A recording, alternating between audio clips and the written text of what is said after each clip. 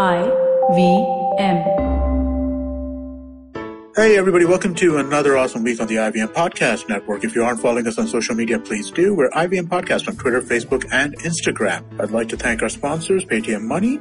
So we had a really interesting week on the network. Definitely check out some of the shows that came out there. We had interesting episodes on Cyrus Says, Advertising is Dead, Filter Coffee Podcast, Agla Station Adulthood, Mr. and Mrs. Binge Watch, Besa Vesa. All of these shows had some really, really cool guests on, and there were some really good episodes out there. Do check them out. I'm sure you'll enjoy them. And with that, let's get you on with your show.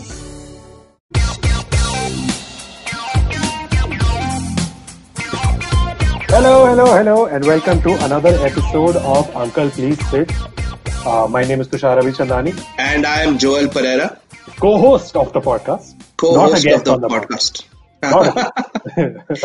Dude, after 9 episodes, if you've got only one guest, then you've got problems here, buddy. Yeah, some weird shit is happening basically. Yeah, or you have no friends. Yeah, hey man, don't get personal now. Joel, how's it going? What are you up to? How's life? Yeah, what are these questions? Tushar, Are you mocking me or are you genuinely serious? Well, we've been told we have to be relatable, okay? So I'm trying to be relatable. Then in that case, why don't I complain about pocha and jhadu and then brag about all the bread I've been making? It would not seem authentic because you are clearly not doing the pocha and jhadu. I'm not doing the pocha and jhadu. So the funny thing is, right, that normally, like when I'm back home in Bombay, I do not have any domestic help. I do it myself, okay? Because, I live by myself and my house is not that huge. Yeah. And just made it sound very sad. No, anyone who lives in Bombay knows that none of our houses are huge unless you live in Antilla. Yeah. And even, actually, no. Yeah, Antilla would be large even by global standards, right? Yeah. Because even houses in Bombay that we think are large are really not. Yeah. You know, go to Pune especially and when you medium level houses are that big. Exactly. You go to Pune and like, wow, what is this? Why is this person living in the Marriott? And then you were like, no, this is a 3 BHK. Yeah, I know. I've lived in small towns, no? Like, so when people, and it's not just the size of the apartment, it's also the areas, you know, like everyone's just like, have you seen Pedder Road? I'm like, what is so special about it? Like any random generic upper middle class area in like a Surat or a Baroda or a, Pune looks better than Pedder Road. Yeah, plus they have swimming pools and all, yeah. Yeah, and they have space and they don't have 8-hour long traffic jams on that road. For which you have to blame Lata Mangeshkar. Also. Yeah, but let's not do that. Do you not realize what happens to people who speak against Lata Mangeshkar? Yeah, Lata Mangeshkar like Voldemort. She who must not be named. Also that school, which fucking opens, I'm going like micro Bombay right now, but like that school on that road, which caused a traffic jam from like 1 o'clock to 3 o'clock. JB Petit. No, I think it's Villa Teresa. Villa Teresa, huh. To be fair though, that school is 145 years old. So it was there before the traffic happened. But if we start applying that logic, no development can happen. It's like saying this bloody Vasai, Basin Creek is in the way. It's dropping it's preventing this. It's causing traffic jam between Bhayandar and Vasai. Of course it was there. It was there before the traffic happened. Nobody cares. We are in a modern world. We need modern things. No, but anyway, today, what are we talking about today? That was a lovely segue. Just brutal segues. Topic Brutal, I believe it clean. It's like removing a band-aid, basically. Yeah, I do this in conversation also all the time. I'll just jump from one topic to another and it leaves people confused and intimidated. And that is why they listen to us. To be confused and intimidated. So today we're going to be talking about migrants, migration in general, of humans, not birds. We're basically talking about it's basically because recently in the news we've noticed what's been happening to the migrants in various cities and how they're having a tough time and how there's been a struggle. So we're going to be talking about that. Plus, we're also going to be talking about the reaction of people towards migrants and how often it's horribly ill-informed, it's insensitive, and it often treats them. The narrative often treats them like commodities and not human beings. Yeah, yeah. So yeah, You know so for the last earlier on when we would before all this madness began, we would actually use life anecdotes to introduce the topics, because all of us were surrounded by uncles all the time yeah, in real life. yeah, But obviously now for the last 5 weeks we haven't been. But then there's always Twitter, yeah. Twitter and is our uncle. Twitter is our uncle now basically. But yeah, And so yeah, we'll man, over this. we'll come back to this. Let's take our mandatory required break and let's you know talk about this. Yeah, come right back, guys. All right.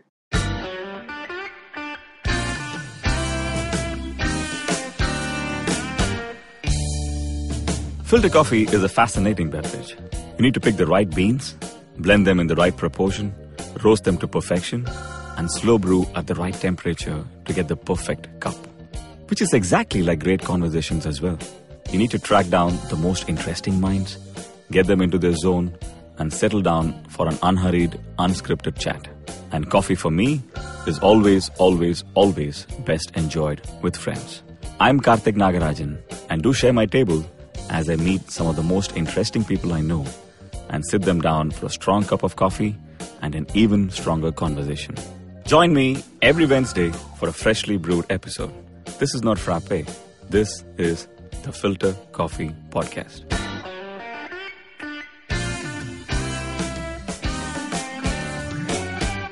And we're back. I'm Joel Pereira. With me is Tushar Abhichandani, and you are listening to Uncle Please Sit. And we Tushar, are we're talking about co-hosts. migrants. We're talking about migration today, right? Yes, we are talking about migration. I think obviously has spurred this episode is what we've been noticing over the last month, and especially over this week, where Yeah. some very disturbing news has come around. So basically, just to fill everyone in, we've had a lot of distress with migrants. They've been going through hell essentially ever since the lockdown started, because obviously, as always, the government decided to do something very fast without informing people. So people have had to stay back in places of their where they're working. Uh, Yeah. Unfortunately, which has meant that they can't go home, because of which a lot of migrants have had to stay back in the cities where they are and live in horrible conditions, often without enough food, and in some very unhygienic conditions. And they're obviously not making any money as well. Now we've Yeah. already had this problem for 40 days, and now after a certain point, after 3rd May, it was decided that after 3rd May, the governments would arrange for buses and trains that would take back the migrants to their cities or their villages or wherever. Uh, Mm-hmm. and that process has started, but even in that process, some horrible things have happened. It has appeared, at least according to a lot of media outlets, that the migrants are being made to pay for their train tickets. Some are even being asked to pay for a medical certificate so that they can go Yeah. back, which is insane Yeah. because these people are daily wage earners, most of them. They don't have money for all of these things. And the fact that Yeah. you're taking Yeah. money from them is horrible. And now, Yeah. after this, some horrible stuff has come out from It's Karnataka. become worse. Yeah, Not Karnataka. just Yeah, tell us about the Karnataka, man. Karnataka thing. Not just Karnataka. So apparently, even in Madhya Pradesh, Yeah. right? We've had we've been seeing media reports of them suspending transportation because the construction lobby, and business lobbies have pushed for migrants to be for the trains and buses, etc., to be Yeah. suspended, so economic migrants won't be able to go back home. This is Uh, amazing.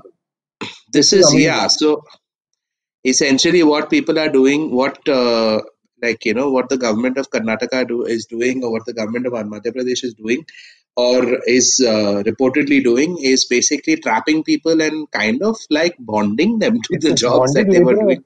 It's bonded Yeah. labor. It's disgusting. I don't know what they're doing. How can they No, get to but this point? the thing is that even before this, right, we've always now thanks to COVID and thanks to the lockdown and thanks to the migrations that we are seeing, the reverse migrations where economic migrants are trying to basically get back home to their families. Uh, this topic is really like we are being confronted by the human side of migration, because it's But not like so basically, I agree with you there, but I also feel like enough people are not paying attention. If to our most of our media refuses to cover this, and the fact that it's out of people's sights.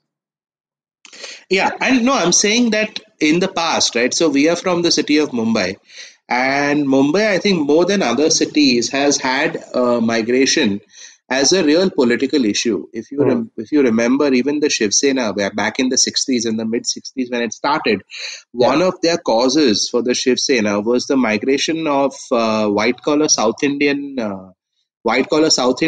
to yeah, to yeah, what was then Bombay, and they claimed that basically these people were taking all the jobs, all the local jobs. yeah, And that same thing would keep repeating itself. And even as recently as 2009 or 10, I think it was, or maybe a year or two earlier, when the spin off from the Shiv Sena, which is the MNS, which is Raj Thackeray's outfit, was basically beating and mobbing North Indian migrants who had come here to Maharashtra and who were driving taxis and were applying for jobs in the railways, yeah, etc. yeah, So it's always been a migration, at least in big cities. I know that, for instance, a city like Bangalore has had a few issues as well. I know that there have been some issues in Chennai as well.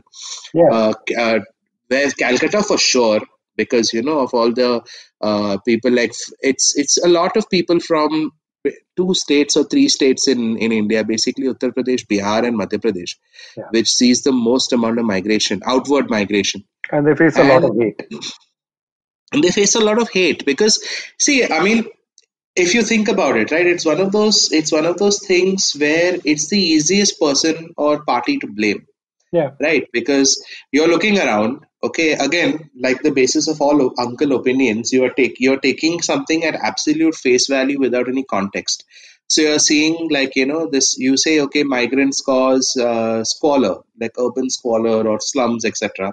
And then you see, yes, most of the people who live in slums are like are migrants. Those are people who've come from out of town.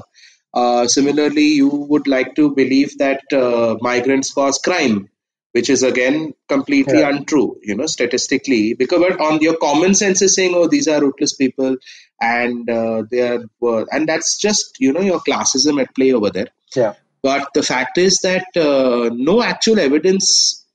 There's no evidence to believe to for us to believe that migrants actually do increase the number of. Yeah. In fact, So yeah, we that's were the thing. talking about Actually, this, right? let's go point by point because I Hmm. think first we need to establish the migration levels in India. Hmm. Um, about 30% of the population in India are migrants or have migrated at some point. Yeah. Out of which, weirdly enough, more women migrate than men, but that's because of marriage. Yeah. Most men do that for work. Uh, but yeah, so first there's that, and then of course there's the point there that migration in this country is also very classist in the sense the Hmm. hate towards migration. For example, a lot of people, I mean, barring the South Indian, anti-South Indian stuff by the Shiv Sena in the 60s, Hmm. most of the anti-migrant sentiment has generally revolved around people who are in the unorganized sector or in Yeah. blue-collar jobs. Nowadays, Correct. nobody has a problem with white-collar immigrants. Like nobody has a problem with Correct. an IT guy going to Bangalore, or Hmm. a chartered accountant coming to Bombay, or Hmm. a doctor going to Delhi. Hmm. So the problem is also very classist because we've started assigning value to people based on their profession, Hmm. which obviously is also how a lot of immigration globally works. But Yeah. our problem is also very classist because we have a problem not just more than migrants, we have a problem with poor people Yeah. who are Exactly. not connected to the local place. Correct. So first, let's look at the urban squalor point. A lot of people say that slums are caused by immigrants, and they ruin the urban landscape. It's so again, right? Like all these uncle opinions, you look at it, you take a situation, look at it absolutely at face value. I refuse to comprehend or completely ignore context and then make a judgment. Yeah, And the fact is that a lot of slums, whether the older traditional slums or even newer slums, yeah, or shanty towns, etc., are caused because of migration, right? There are yeah, people who come from economically poorer or depressed parts of the country to richer parts of the country, like our urban big cities. Huh. And then obviously, because they can't afford the housing market because it's expensive, they have to live somewhere, right? And then, yeah, so they make their way into slums or shanty towns or, rough sleeping like on the streets or whatever. But and then you like you just say, okay, one is causing the other, so correlation is causation for a lot of us, and then you're like, okay, migrants cause urban sprawl. The fact is And that yeah, it's not as simple as that, right? It never is as simple as that. it's a very For complex one, picture. Like when yeah, you look at it, I mean, first of all, the reason people are coming here is because there is a demand for people. Like you need yes, people to work in your factories, in your buildings, at various jobs at all levels, from up to down. You need correct, people for that. Number two, why are they living in slums? Because they obviously, as you said, they can't afford to live in a good house. They can't afford to yeah, live in a good locality. They have to live in a slum. So maybe look at the fact that there is lack of affordable housing, and the fact that wages are so low that people cannot afford to live in a good, decentish place. And no one's saying like stay in like a on a pedder road, but like even like a decent one BHK is almost impossible to find in most cities. yeah. No, and then also it's the fact that you have so much of exploitation, right? Yeah, You have people who are being brought into cities to on mostly to purpose. work in places like construction and so on and so forth, and then they are put into these slums and shanty towns that are created around building sites, and then the minute the construction is over, they are basically the thing is demolished and they are all asked to leave, Yeah, which is, yeah. And a lot of people look at the poor living rough, either in the streets or in these places, and wonder about, oh, why does this person come here and live so badly? Why yeah. does this person not go to some place that is cheaper? And this was something that was explained to me a long time ago by someone who actually works with the poor, and he said, just imagine for a second that there's this person living in a lean to next to a gutter. Okay, such degraded circumstances or degraded conditions. And then the fact is, see, most people in India, in rural areas at least, they do have homes. They do have some amount of land. They do have ancestral homes and, pakka houses, etc., Something, yeah, etc. basically something. Yeah, there's something. They have something. The fact that they're willing to stay in like I said, in a lean-to next to a gutter, or like in a house with raw sewage running outside the door, is because that even this degraded condition that they're living in is better than where they're coming from. Yeah, and also just the And lack of money. The lack of money. yeah, They are not. They need to come here to make money because the options back home just don't exist. and when he told me that, it kind of blew my mind, because I'm like, yeah, damn, I never thought of it that way. Because why would anyone live like this Yeah. if what you've come from is even worse? No, and this reminds me of how every time, and I've seen this especially in a middle class setting, Uh, is every single time that a slum is mentioned, or they're like, "अरे देखो इन लोगों ने यहाँ पे slum बना दिया." These people have made hmm. slums here, as if like they are trying to like they want to do this. Like, do Yeah, you not realize the compulsion and just the sheer desperation a lot of these people? yes. And and then of course they can't say anything about it, Yeah, because the because author, especially like how you they said, purposely prefer migrants because they yeah, have no local connections, so they can't raise their voices, they can't unionize, they can't essentially ask for even like the most basic of rights. correct. There was because they have no representation, right? I mean, Zero. at some level, you need representation of some kind.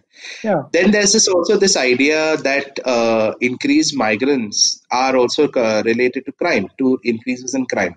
Yeah. And that's something that is a global opinion, a global phenomenon, because everyone from Raj Thakre to Donald Trump is saying the same thing.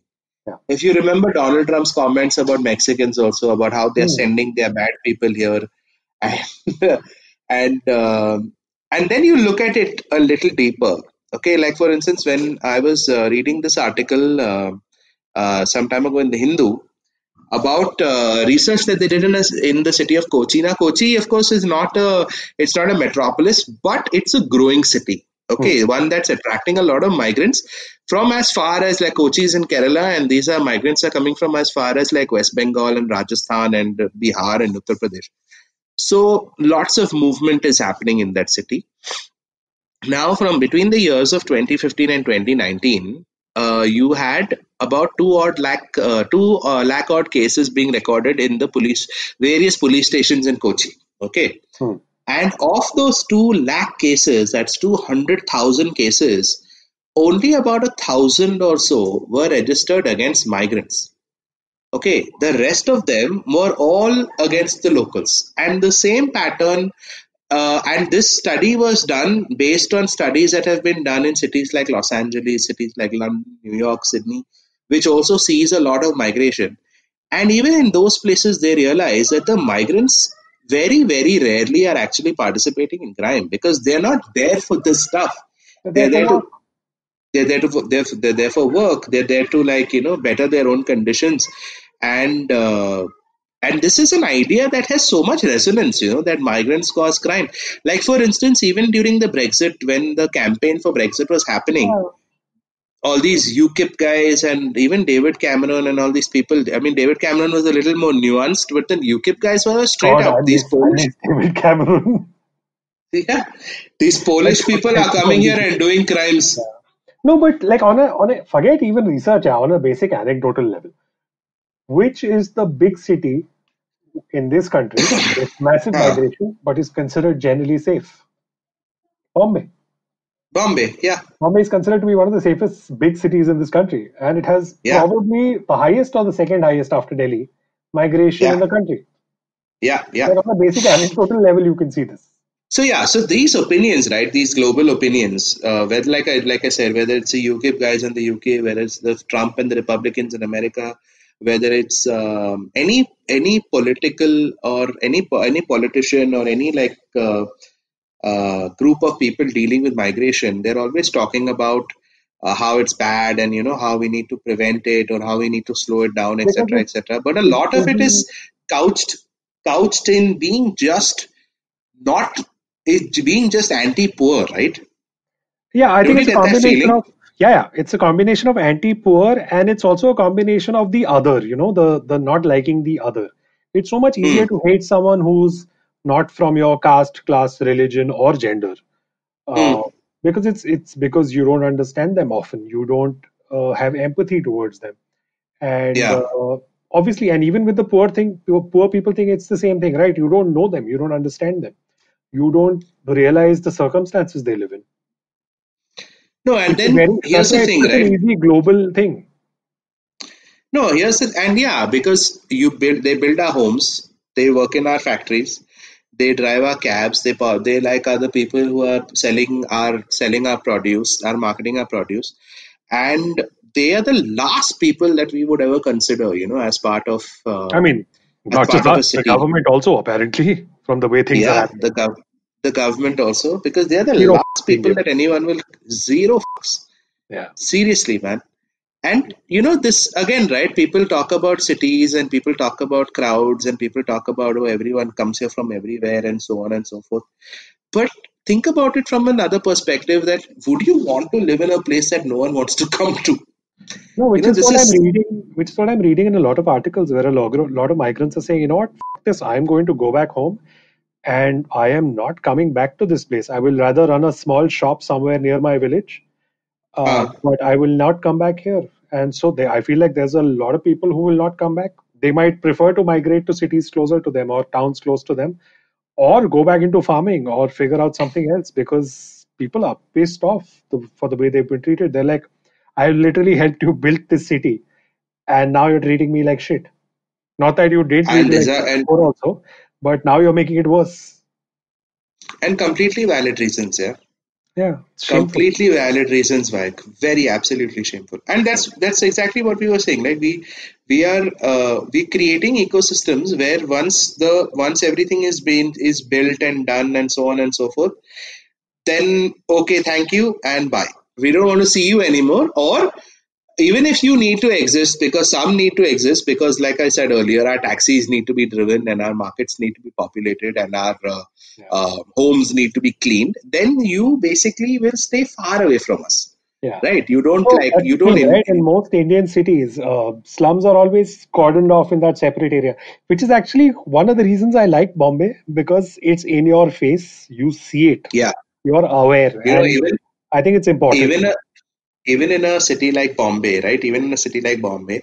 So in the suburb of Bandra, which is quite posh for the for Uh, those of you who are not from Bombay, uh, there is a place called Reclamation, right? uh, And inside Reclamation, within Reclamation, there's a very large slum called yeah, Indira Nagar, yeah, right? Which everyone in Bombay or at least in Bandra is familiar with, because it's one, like, it's looked at as like this one, sore on the otherwise clean and cool Bandra West, right? hmm, And the thing is that Indira Nagar was formed back in the 60s. Okay, like when the situation in Bangladesh, what was then East Pakistan, was heating up, yeah, and we saw a lot of migration. Okay, a lot yeah. of, this is not migration as much as these were refugees Refugees, yeah, crossing the border and, like, basically traveling great distances for their for safety and security. And when they landed up in Bombay, they were basically pushed into what was then a malarial swamp. yeah. Okay, Pretty much. that part of Bandra was essentially a swamp. Okay, it was just a large swamp which was just fetid and full of malaria and disease, and they were Yeah, pushed into that corner. And then over time, the city kind of grew up around them. Okay, that area of Bandra, thanks to the reclamation and the sea link, and Bandra just generally becoming all like what's the word that we use over here posh, when areas no when areas become gentrified. As gentrified. Bandra became gentrified, the slum remained there. Yeah, And you have people questioning the presence of the slum now, because they'll be like, "Arey, oh, this, like, how are these people living here? Everyone here is paying so much money and buying all these expensive real estate, and these people are living here for free." And I'm yeah, like, guys, they were there before you. you yeah. know, they didn't The come there. And insensitivity is amazing, and yeah, and it keeps repeating itself, right? It keeps repeating itself, like even during the partition, right? When there were all these migrants who had come to Bombay, I wouldn't comment about Delhi and all these places because I don't know much about them. But especially a city like Bombay, like I know that we had a lot of the Sindhi community yeah, coming to yeah, Bombay, and they pushed them again to what were the far out yes. fringes of the like the jungle back In then, fact, which were there is the story of Khar, right? Khar. So for people who are not from Bombay, Khar is an area next to Bandra, so it is also the same richish, gentrified kind of area. hmm. When they came here, they went to Khar because again it was one of those swampy lands with like nothing there. So again they Khar, were no, pushed Khar into was like not. Khar literally is called Khar because it means salty. yeah, Because Khar was basically just salt pans at that salt pans time. essentially, that kind of area. Yeah, And of course the others were moved to Ulhasnagar and Pimpri and all sorts of other places again pushed back. So yeah, but this is a standard narrative of migrants. No, you push them out and then you come back to their area only eventually when you grow enough, and then you yeah. want to throw them out from there also. Unless they made money. If they become rich, then you're okay with them. If they become rich, then you're okay with them. Yeah, Yes, then that you is want their true. money. But that is a cycle. Now, if you Yeah, become rich, like for instance, even in a, but that is a cycle. That is why cities are so yeah. amazing, because people will come to, like, if you think about it, man, any of the cities, like the city like Bombay right now apparently has 21 million people in it. Hmm. uh, it didn't start like this. Yeah, yeah, Everyone came here from somewhere, right? yeah. I mean, the original inhabitants of the cities, who a lot of people consider the Colis and the East Indians, Uh, they are a tiny fraction of the people who live here, right? yeah, yeah. Everyone else who's come to the city of Bombay in waves, whether it was the Parsis, whether it was the Gujaratis, whether it was the South Indians, or the even the Maharashtrians. A lot of the Maharashtrians who live in Bombay, who've been here for generations, also have migrated to the city From from inner like the Maharashtra. Konkan or inner Maharashtra and so on Yeah, and so forth. So everyone's come here from somewhere, yeah. No, right? and And also what I think what needs to happen is that this conversation around migration needs to we need to sort of realign the way we look at migration. We need yeah, to look at the positivity of migration because yes, there are so many more benefits than problems here. The fact is that migrants literally, I mean, and again, white, blue collar, all sorts of migrants help Hmm. build a city, help build not just the infrastructure, but the culture, the way a city functions. Every aspect of a city is hugely impacted by the migrants. And in fact, some of the best cities in the country are those that have migrants from all over the country, because there is a nice mix of local culture and culture from all over the country. Yeah. And also it's the cosmopolitan attitude of a city, the city that encourages migration to it, a city that Yeah, encourages people to come there. Because see, think about it this way, right? If you are living somewhere, whether you are an engineering graduate or you're a farmhand, yeah, getting out of the situation that you are in right now and moving for whatever reason, for economic reasons, requires some amount of drive and some yeah. amount of ambition. We need to basically start harnessing that ambition and that drive, right? When this person is coming here, he wants to do good for himself, and automatically what that means is he's doing for good for everyone around him as well. Yeah. That's basically how economics works, right? No, and And also cities need to evolve in a way where they welcome migration. They build infrastructure keeping migration in mind, so that you can yeah, create better housing, cheaper housing. You can create things that enable people to come here and earn well, and also contribute to the local economy in every way they can, yeah, and yeah, culture, yeah, local culture as well. and culture. Yeah, this migrants just make like even stupid small things. Yeah, like migrants. The more migrants you have, your quality of food is going to become better. The variety of food that you get is going to become better. The way you entertain yourself becomes better. It becomes livelier. You Yeah, know the I mean at all levels, your the general community becomes more interesting, right?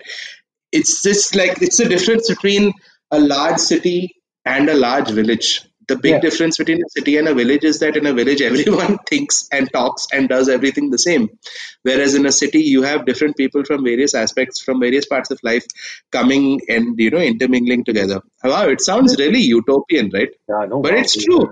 We will all sing Kumbaya after the end of this. But it's true. It is It's true. Like, I absolutely mean, true. look at the most cosmopolitan cities in this country. There's Bombay, Pune, Bangalore, Delhi. As much as we hate it, is also fairly Hmm. cosmopolitan. Yeah, yeah, of course it is. All of these cities are at the heart of them have a lot of immigration, which has made them a great mix of local culture and a great mix of Indian culture from all over the country. From all over the And it's country. made That's them right. liberal. It's made them cities with better opportunities. It's made them cities that generate a lot of the income of this country, support the economy of this country, and Yeah, also yeah, yeah, define so many of the social trends of this country and cultural yeah. trends. No, but then and fighting against that is basically your parochialism and See, your sense of to a small extent, I get the issue that a lot of people, local people have, because suddenly hmm, you're in this situation where you were the dominant person, and now suddenly there are X number of people from all over the place, and you're correct, not the dominant voice anymore, which I correct. understand. But the thing is, migration is inevitable.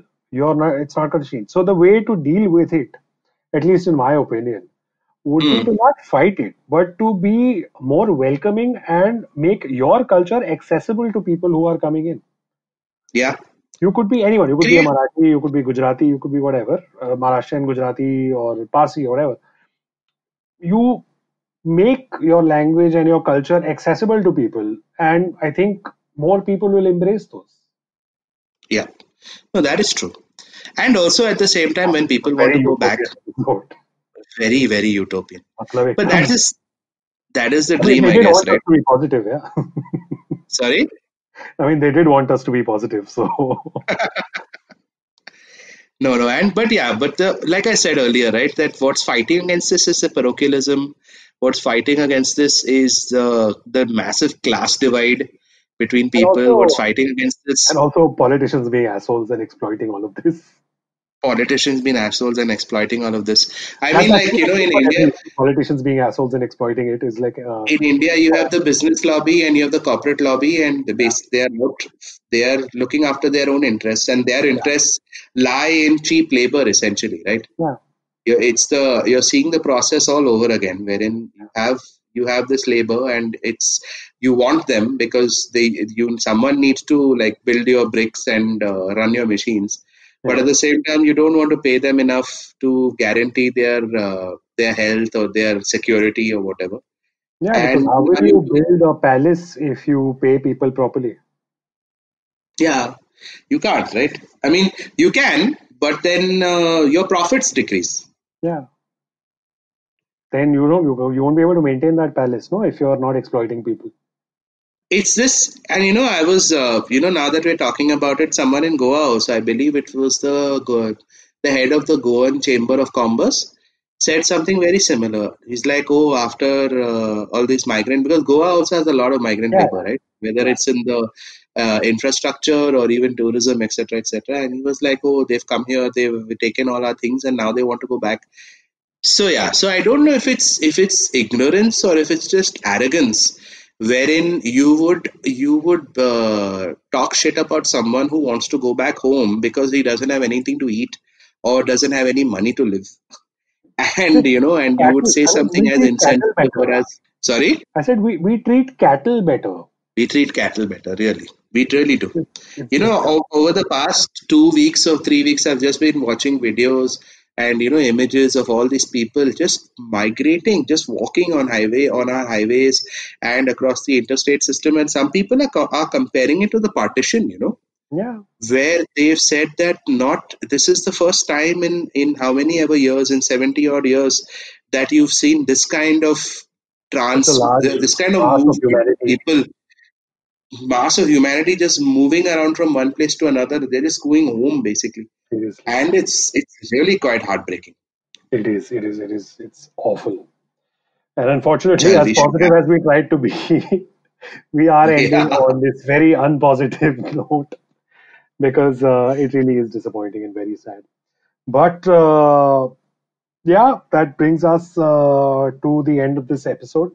We hope that we've sort of been able to enlighten you a little bit, at least, on the enlighten as much. Just change your opinion very slightly about offering another perspective, basically. Yeah. We hope you're more vocal about this around the people in your lives when they say stupid things about migrants.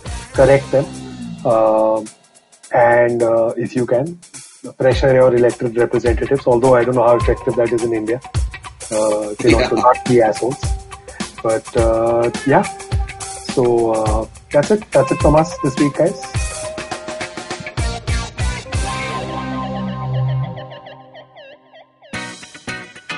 Hi guys, this is Ayushi. And I am Ritasha.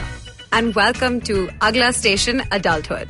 It's a fun podcast we've got going on, and we'd love for you to tune in and enjoy with us.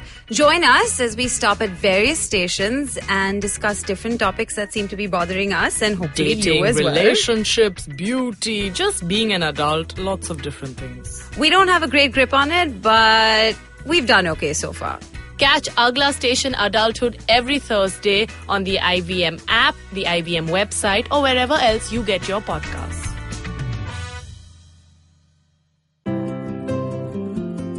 How many times have you caught yourself Googling stuff on health and wondering if it's the right information? How many times have you heard different health experts give opposing views, which has only left you confused?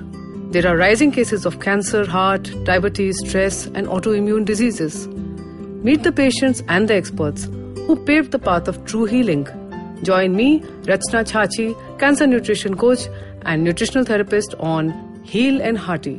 I take you through my own journey of recovery from an incurable disease and the journey of so many others who healed only via nutrition and holistic healing. Find the answers you seek for what's good for your health and what's good for your soul. You can listen to us on the IVM Podcast app or ivmpodcast.com. Don't forget your date with good health.